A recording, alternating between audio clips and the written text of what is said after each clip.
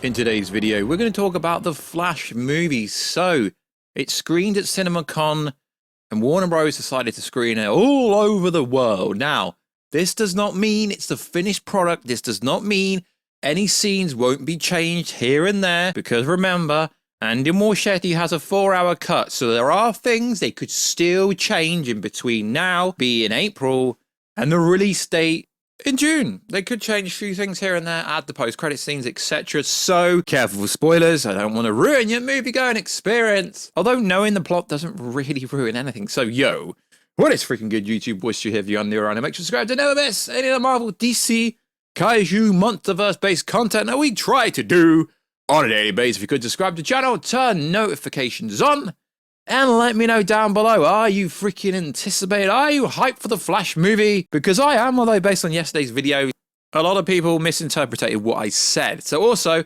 check us out on Instagram at WatchUG. The beautiful face behind the beautiful voice. Check us out on Twitter, WatchUG. Right, let's get into this video. So, firstly, I just want to address the comments from yesterday's video. So, a lot of the comments misinterpreted the whole point of that video. I was reviewing what people said in the early reactions, because a movie can be pretty great without it being the greatest DC movie ever. Why do we always have to come out and say everything is the greatest thing ever? You're just ruining your own expectations. Yes, this movie will be good. It will be very good. And I'm really hyped for this movie. Anyone who's followed the channel from day one will know the Flash is my favorite character. Joint favorite character. This YouTube channel started on the Flash TV show. The Flash is in the channel banner. He's in the logo. He's in the intro. He's in the outro. Yeah, sure, I'm not the biggest fan of Ezra Miller's interpretation of the Flash, but after speaking to people who I trust who have seen the movie, they swear everyone is going to love Ezra Miller playing the Flash after this movie. So all I was doing in yesterday's video was critiquing fake reactions to a movie, because when you actually look at what people were saying, they really did discredit the third act of the movie. So it's all right saying greatest movie ever, but I'm just asking for more transparency. When you get to see something early and when you get to put a reaction out there, just make sure it matches the review, because I'm one of these people that get to see stuff early. And if I say it's a great movie on the reaction, I'm going to say the exact same thing if I review something. So let's break it down. So the Flash movie, we're going to start. Okay, this is an overview. It's not in depth. Let's be honest, guys. It's pretty similar to what I said like 8 months ago. And the ending is what people really want to know in the cameos, and we're going to go over all this stuff. So the Flash movie begins with the Flash and Batman chasing bank robbers. The robbers blow up a hospital. Flash rescues the doctors and patients, whilst Batman captures the robbers. Then, in the Flash movie, we find out that Barry gained his powers after being struck by lightning whilst investigating his mother's death in 2013, and was present at the Battle of Metropolis, evacuating civilians. After Barry unsuccessfully tries to get his father, Henry Allen, released from prison, Bruce Wayne picks him up at the courthouse, and they discuss Barry back in time to save his mother. Bruce Wayne, this is obviously Ben Affleck Bruce Wayne, warns Barry it is too dangerous, but Barry runs back to 2001 anyway and steals a can of tomato soup from the grocery store. Now go back to my video I made literally 10 months. It mentions this can of soup. So let's continue. Barry's mother is forced to go to another store, so she isn't home at the time of the murder. When Barry tries to run back to 2023, Dark Flash attacks him, and he ends up in 2013, where he finds his mother alive and meets a younger self of Barry Allen, obviously. Present Barry realizes past Barry won't get his powers, since his mother is alive in the new timeline, and ensures that he does, but is struck by lightning as well, and loses his powers. General Zod arrives on Earth, and Superman is nowhere to be seen or found. So the two Barrys go to Wayne Manor in Gotham City to ask for Batman's help. Instead of Ben Affleck, they find an aging, retired Michael Keaton. Pretty interesting, because the place where they filmed that is quite an iconic place in the UK. Barry realizes that he accidentally tangled different timelines together when he changed the past and needs to fix a timeline. Bruce is reluctant to help them, but ultimately agrees to help. So far, it is somewhat taking attributes of the Flashpoint Paradox movie, but it's changing stuff here and there and putting their own twist on it, which is good because although everybody wants the Flashpoint Paradox to be a copy for copy where Thomas Wayne ends up becoming Batman, if it was just a direct copy for copy, I don't think the movie-going experience would be as good. And it's all about the movie-going experience. So Batman, we're obviously on about Michael Keaton here, locates who they believe is Kal-El, aka Superman, at a military base in Serbia and break in to rescue him. Instead, they find Kal-El's cousin, Kara Zor-El, aka Supergirl, played by Sasha Calle, and I think she's going to be incredible based on the trailers, who was captured as a child and has been locked up her entire life. Kara abandons the group upon reaching sunlight, activating her powers, but later returns to save them from the guards. They take her back to Wayne Manor, and past Barry develops a crush on her. Well, to be fair, I don't blame him. Batman tries to restore present Barry's powers by electrocuting him. This is somewhat going to look iconic to the Flashpoint Paradox moment, but it fails. Kara flies Barry into a storm, and he's struck by lightning that apparently restores his powers. Zod begins terraforming Earth in the desert, and the Flashes, implying the two Flashes, Batman and Supergirl arrive to confront him, leading to a massive battle.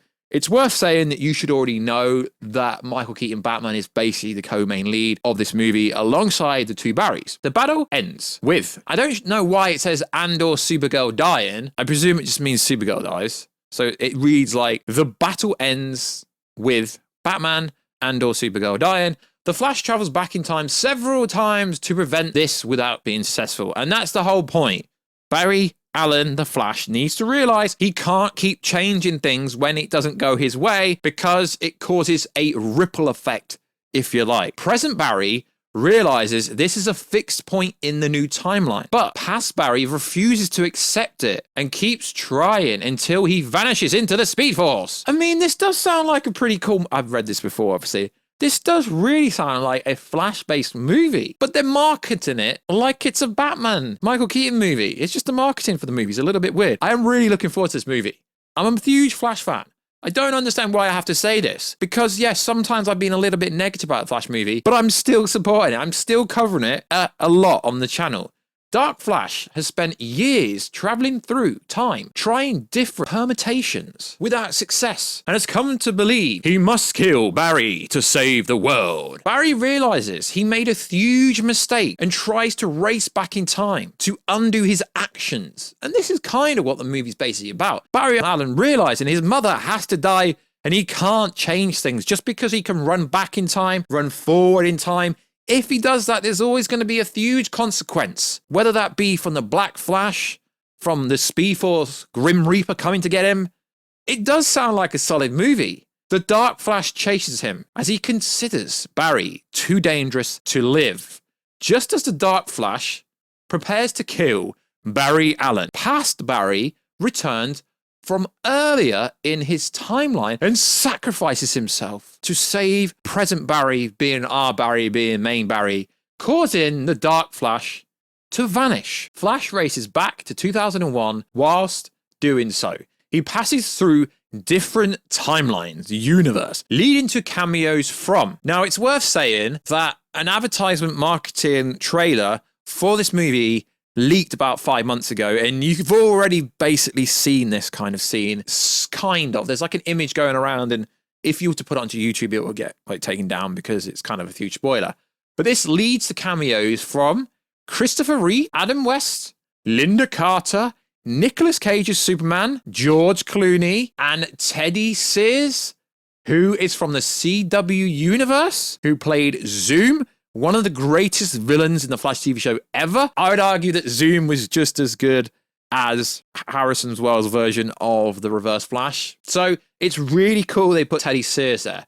So Nicolas Cage, Superman, George Clooney, Batman. Why did they not put Christian Bale? Because Christian Bale will never return to Batman unless it is to do with working with Christopher Nolan. He said that so many times. Where's Grant Gustin? So I've heard very conflicting reports. And like I said in the prologue for the video, just because people have seen this does not mean it's the final cut. If Grant Gustin, I've heard people say he's in it and he's not in it. So I don't know what to believe about the Grant Gustin bit. I've heard he's in it, I've heard he's not in it, but this is not the final cut. The final cut is when the real press screenings start happening, just before the movie, and when Warner Bros. Is on the press tour with the cast of Flash. So, is Grant Gustin in the movie? I've heard he's not. I've heard he is. Teddy Sears is badass. I'm pretty happy that Teddy Sears is there. Although these are cameo roles, so they're not actually in it. So yeah, you could argue that multiple Batmans in it and Superman, I guess, if you want to. Obviously, it will be most likely archive footage when they're running through the Speed Force. And that is pretty much what the perception is for this. Is Henry Cavill Superman in this movie? I've been told he is, but it's archive footage from a Justice League scene. It's not clear if it's Zack Snyder's Justice League or the Sweden cut. Archive footage from Henry Cavill is there. Yes, the Henry Cavill scene was supposed to be when Barry Allen was running in the Speed Force and Henry Cavill was going to be in there. And that's when Barry Allen, the Flash, was going to say, oh, so this is where you've been all this time. Irrespective of that, they paid Henry Cavill $250,000 to do that. And we don't know, he could be in it. They could put Henry Cavill's scene back in right before they drop it, because like I say, until this movie comes out theatrically, it's not the final cut. The VFX was not finished, and I got a little bit of hate yesterday for saying that. They've been in post-production for this movie since 2021. 2021. Sure, reshoots, touch-up happened recently, but they've, in theory, had over 2 years to work on the VFX. I get it, the VFX is never going to be 100%. But, based on talking to someone that watched it, the VFX was well off, and it's 2 months away. Let's hope, if they are going to release this movie, delay the movie until the VFX is perfect, because that's always Marvel. Biggest criticism is VFX. So, let's continue. In 2001, he puts the can back in the shelf and runs into Nora. They share a tender moment before she lets her go, knowing that she will die. Having fixed the present, Barry races back to the present day, only to find himself in another universe. Now, this is the ending scene, not the post-credit scene. This is the ending scene, and this tells me that James Gunn and Pete Safran definitely had input with this part, because it's setting up what is to come. So let's start this bit again. Having fixed the present, Barry races back to the present, only to find himself in another universe, aka the new DC universe, where he encounters a different Batman whose face is not seen, leaving his face ambiguous, aka the Batman Brave and Bold Batman. So, is Ezra Miller going to be fired?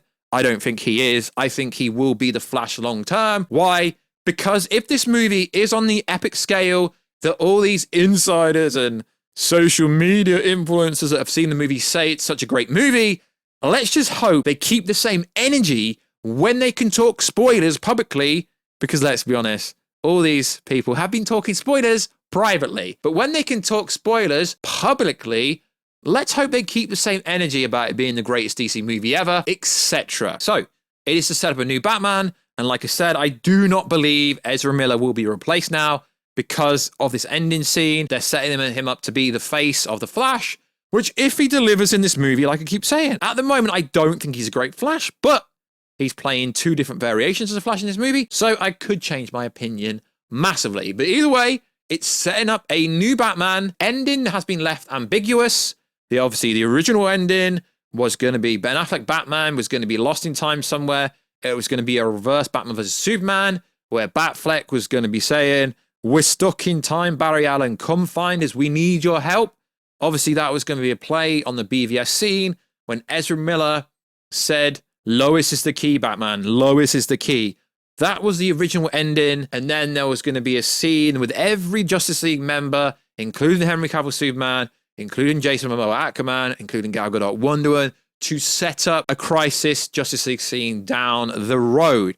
Now, is Wonder Woman in this movie? Obviously, these plot details don't tell him that. But despite rumors, I've still heard that Wonder Woman is involved in the bank robbery scene right at the start. But for some reason, the information I've got, which has been vetted and verified by multiple people, it doesn't say anything about Wonder Woman. But as far as I know, she is still in the movie. And also, it's recently come out, the Flash movie is set 30 years after Batman Returns. And also, to add more validity to this, if you remember, a while back, it was said the Flash was so good, they'd already started work on the sequel to the movie, And recently, in a recent interview with Collider, Andy Muschietti again teases a possible sequel.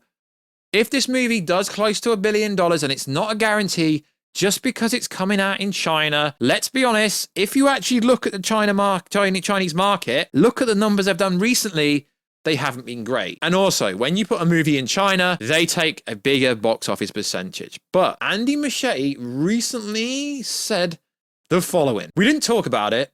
I think that we're all waiting to see how the movie does. Of course, there's excitement about continuing the story, especially if this movie is successful. Of course, there's an architect in DC that is brewing, and it's being created. And the question is, will the new architect absorb the story? The good thing about the multiverse is that it is possible. The multiverse allows all of these different worlds to coexist and interact. So hopefully, yes, I mean, we don't know yet.